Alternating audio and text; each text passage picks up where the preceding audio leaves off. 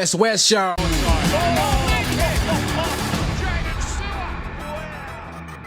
Stace, welcome, mate. Welcome to the NRL, the 1 through 5 footy show, mate. And as a proud Warriors fan, mate, what's your breakdown so far after 8 rounds, buddy?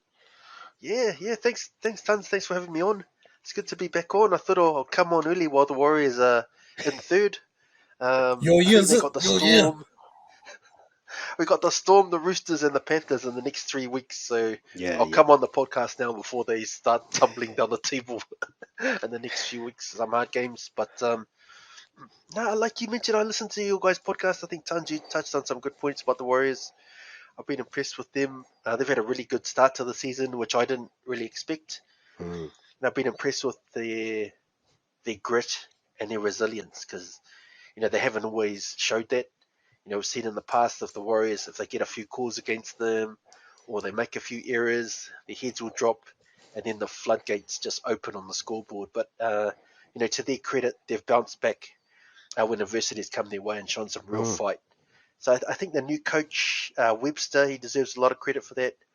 He's come from some really successful systems, which we touched on just before the podcast started with them being at Penrith. And he's tried to implement some of that, that mental fortitude that they've got on the Warriors. And so far, at least, it's working. And the Warriors are buying into his philosophies. And I also have to give some credit to the new signings. Dylan Walker, we talked about before the podcast started. He's been awesome. He's done well, given he's been asked to do a number of different roles and play a number of different positions already with the Warriors. Jackson Ford, he's a no-nonsense, sort of hard-nosed Aussie forward. And all sides sort of need someone like that. Him, man. Braden William and Timothy Martin as well. They've been pretty good prior to their injuries. And that's really important because the Warriors, if you look at the history of the signings that they've had, we've had heaps of guys who have come to the club and they've turned out to be duds. So, hopefully these new guys can be the start of the club turning that aspect around. And the thing that I always bring up when I come on this podcast and when I talk about the Warriors is the fact that the Warriors have missed the playoffs for 10 of the past 11 seasons. So there's still a long way to go in the season, but given the start we've had, it would take something catastrophic now for the Warriors to miss out from here. And as a fan, that's what I really want. I just want the Warriors to be part of the playoff picture. Yeah. And I think we will be this year. So that's my take. Nice, Wolf. Bro, as a long time Warriors fan, I guess you've seen the coaches come and go. And you've seen, like you addressed, like the players coming, and that talent that we expect. But even you see good coaches come and they'll go and take on another team and succeed. You look at Todd Payton. So what do you think's changed? Like Webster's come with his own way, but there seems to be a belief and a change in the response from the players as well. Yeah, he was an assistant coach at the Warriors as well before. So I think he's come over here. He knows what the Warriors are about. He's bought into the culture, which I think is really good. A lot of coaches and players, when you look at signings, they just come here and it's like they don't want to be here. It's sort of like their last resort type scenario. But if you come here and you really invest in the culture and really immerse yourself in being a New Zealander and being part of New Zealand, you can really thrive. So guys like Steve Price in the past have been really good examples of that. And I think that's why he's doing really well. He understands New Zealanders and New Zealand culture, and he's been able to get the best out of guys like Sean Johnson. We haven't seen him play this good for how many years. So yeah, I'm grateful. I think we got the right coach. I remember when the Panthers assistant coaches were off looking for head coaching jobs, and everyone was talking about the one that the Bulldogs ended up with. Yeah. But we got the better one. I think so. Yeah. So yeah, I'm happy that we got who we got. He's been awesome. Yeah. Nice. So, anything to add around the Warriors' progress, mate? Oh yeah, bro. Man, I've been I'm always as a Kiwi living over here, bro. I'm always interested in how the Warriors are tracking, bro, and I've been impressed with their. I think my thing is their defense, man. That's their biggest difference because they're and like they're leading the comp in set completion. I think about 81%. Yeah, just that discipline, eh? Yeah, so they're once you complete high like that, you're putting yourself into good positions, bro. You're not giving away crappy ball, but at the same time, bro, they've been pretty tough on defense, and no, I think they got a good mix, eh? Like especially on attack, they got it's still everything still kind of rests on your halfback, like most teams, bro. And so for the moment, man, Mm. you see Sean Johnson's standing up with his kicking game, putting them into good areas, making other teams come back from the corners there. So Yeah, yeah. and big thing with us, like I was telling you guys, all the firepower that we got, but man, nothing. That's hard to come off if you're not putting yourself into the right areas of the game, and it comes down to your general. So, like one, the defense, and two, the form of Johnson. So, man, it's same thing as the Bronx, bro. Like they're probably not tested too much, but we're going to see in the next 4 or 5 weeks whether Mm-hmm. those two teams compared to last year, I've really count them as real Premiership contenders, the Warriors and the Bronx. But like I said, bro, being Kiwi, always good to see the Warriors do well, even though I've been disrespected heaps over the years as a Broncos supporter. It's Mount Smart Stadium, but I'm always happy when the Warriors going well. Man, before that, nice. It's a good assessment from a non-Warriors fan, bro. So it goes to show how well they're doing. Before we move off the Warriors, man, breaking news announced today. We'll go to you first, Simon. Your views on Roger Tuivasa-Sheck committing back to the Warriors for the next 3 years, starting from 2024. Oh, bro, that's smart, man. I think that's I think it kind of reveals his real intentions was just to have a crack at that World Cup, eh?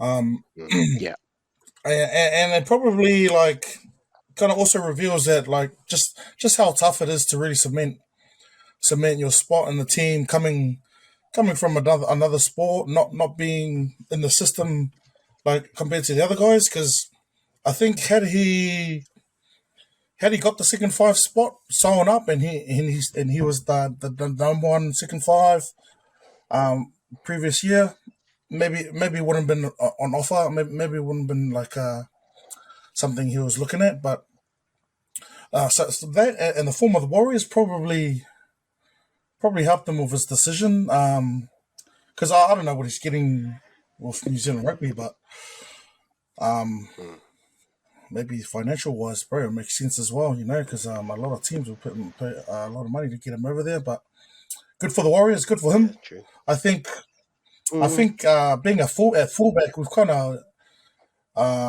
it allows him a bit more freedom to move, allows him to use his step a lot more in space. It's not to say that it's been a failure in rugby, but I just don't think he's had as much opportunities to show his wares at second five, especially at the All Black international level. So I'm happy for him to come over to league, mm. man. That's where he's made his name. It's tough in the New Zealand system, bro, to cement the place and keep it. So kind of makes sense, bro. And it's pretty exciting for the competition to have him back next year. Yeah, go the Waz. Stace as a Waz supporter, but also as a avid Blues fan, I guess you've been following his progress. On your potty as well on the counter ruck. So I guess kind of seeing him, loving him, what go through league, jumping over there, and now making the decision come back. What are your thoughts around, what? Yeah, like Simon's point. Was he placed in the wrong position, wrong team? What do you see what happened with RTS? Yeah, it's a tough one, because we know he's got that amazing ability, that footwork.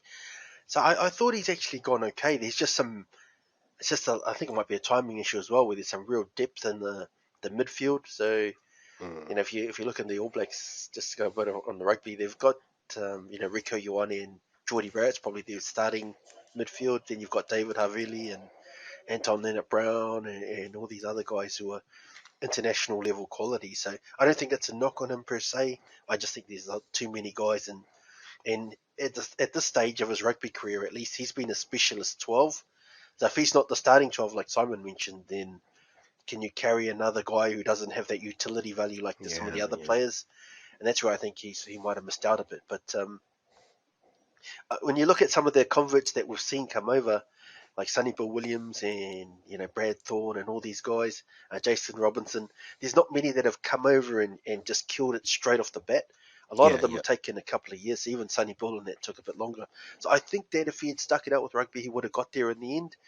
It's just 2 years. I don't know if that's enough time to get to where he needs to from that code change, because there is the finer nuances of the game. They're two different games, but I feel like it's a win-win.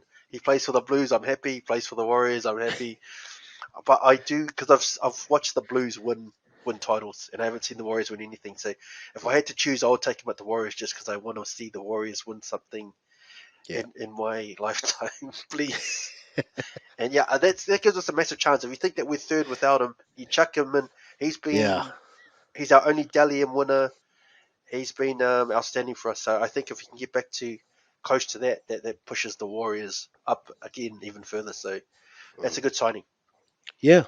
Well, a good signing for the Wiles, but also for NRL. Like, Si, you made a point about this whole, like, Phil Guild was going on about, like, these guys taking, you need a sign with the code and then have these rules. But I mean, like, it's good for the just seeing him make that name on a stage. People who never heard of him before might follow him back to league. Like, I don't know, like, Si, you were making that point the other day. Like, is Yeah, this a good thing? Does it kind of cancel out that Swahili kind of argument? yeah. I think it's I think it's becoming the norm, bro. I think like over the last 10, 15 years, you can easily pick out the odd ones, like Sonny Bill, Brad Thorne. Very few was successful. But I think now, especially when there's a lot of kids coming through as juniors through the union system, especially here in Australia, um, who make it. There's an issue with union in Australia here, where after they leave school to around about 20 to their senior age, just there's no real contract system to keep them. Pathways. Yeah. Whereas Mm, whereas whereas league, man, they sign these kids up young and they have them in mm, like different development teams. So that's why that's why there are a lot of schoolboy union players playing league. But I just think it's going to become part of the norm, bro. And good on him, bro, because good on him yeah. for like being at the age he was a couple of years ago and thinking, hey man, the World Cup's coming up. I'm gonna have a crack. Yeah. I used to play. He used to play schoolboy rugby as Blues under 21s back in the day. Mm, So you'll see a lot of these kids who have that background, especially in union, um, seeking these opportunities, bro. It's like we was talking about previously on the podcast, bro. It's a professional game, bro, and yeah. your shelf life Short is short small, bro. So career. have a go, yeah. Exactly. Yeah.